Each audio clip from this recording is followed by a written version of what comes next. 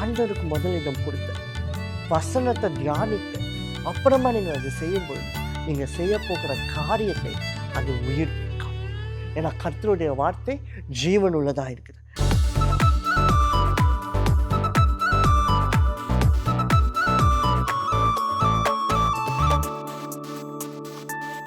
Hi friends, உங்கள் எல்லாரையும் பார்க்குறதுல எனக்கு ரொம்ப சந்தோஷம். இன்னொரு டிஎம் மூலியமாக நான் உங்களை சந்திக்கிறேன். பிரியமான தேவஜனமே, யோவான் 6:63 வேதம் இவ்வாறாக சொல்லுது, ஆவியை உயிர்ப்பிக்கிறது, மாம்சமானது ஒன்றுக்கும் உதவாது. நான் உங்களுக்கு சொல்லுகிற இந்த வசனங்களே ஆவியாகும் ஜீவனாகவும் இருக்கிறது. பிரியமான தேவஜனமே, இங்கே இயேசு பிரசன்னித்து கொண்டிருக்கும் பொழுது இந்த வார்த்தையை அதிகாரத்துடன் சொல்கிறார். மாம்சம் ஒன்றுக்கும் உதவாது. Your flesh will not be useful for anything. அது சும்மா எல்லாமே ஒரு வேனிட்டி தான் அப்படின்னு நாங்கள் இயேசு சொல்லிக்கிறோம்.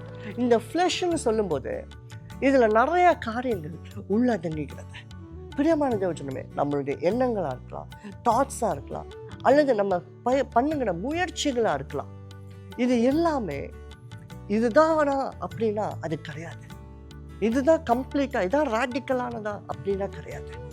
பிரியமான தேவஜனமே, ஆனால் எது உண்மையான ஒரு பலத்தோடும் ஒரு ஃபோர்ஸோடு இருக்கும், எது உண்மையான ஒரு முயற்சி நீங்கள் எடுக்கிறீங்கன்னா எது உங்களுக்கு ரியல் சக்ஸஸை தரும் அப்படின்னு நீங்கள் பார்த்தீங்க அப்படின்றால் வேதம் சொல்லுகிறது, அவருடைய வசனங்கள் ஆவியும் ஜீவனுமாக இருக்கிறது.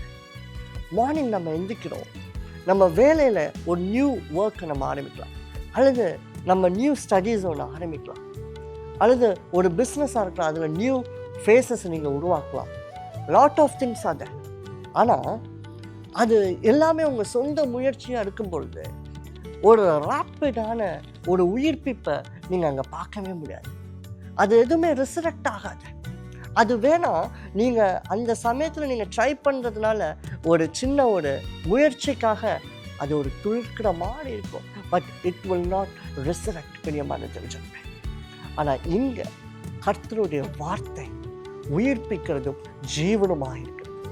பிரியமான தேவஜனமே, இன்னைக்கு அந்த வார்த்தை, அந்த வேதத்தை நீங்கள் ஒரு காரியத்தை செய்கிறதுக்கு முன்னாடி பைபிள் படிச்சுட்டு தியானிச்சுட்டு ஸ்கூல் போகிறோமோ, காலேஜ் போகிறோமோ, ஒர்க் போகிறோமோ, எங்கே நம்ம போகிறோம், ஆண்டவருக்கு முதலிடம் கொடுத்து வசனத்தை தியானித்து அப்புறமா நீங்கள் அது செய்யும் பொழுது நீங்கள் செய்ய போகிற காரியத்தை அது உயிர்ப்பிக்கும். ஏன்னா கர்த்தருடைய வார்த்தை ஜீவன் உள்ளதாக இருக்குது. அதே தான் 68ஆம் வசனத்தில் பேது சொல்கிறார், உங்களிடத்தில் அல்லவோ ஜீவனுள்ள வார்த்தைகள் இருக்கிறது.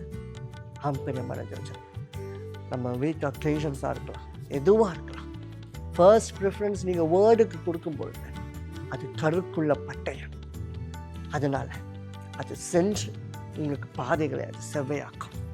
நம்ம ஜெபிப்போமா. அன்பின் நல்ல பிதாவே சுவாமி, இந்த நல்ல நாளுக்காக உமக்கு நன்றி அப்பா. இதை பார்த்து கொண்டிருக்கிற ஒவ்வொருவருக்கும் முன்பதாக உன்னுடைய வசனத்தை நீர் அனுப்பும் அப்பா, உன்னுடைய வார்த்தையை நீர் அனுப்பும் அப்பா. மோசேக்கு முன்பதாக தேவனுடைய வார்த்தை சென்றது, ஒரு தேசத்தையே அவன் விடுவித்தான். அதே போல இன்னைக்கு உங்களுக்கு முன்பதாக, உங்களுடைய பிளான்ஸ் அண்ட் விஷன்ஸ்க்கு முன்பதாக அவருடைய வார்த்தை செல்லுகிறது.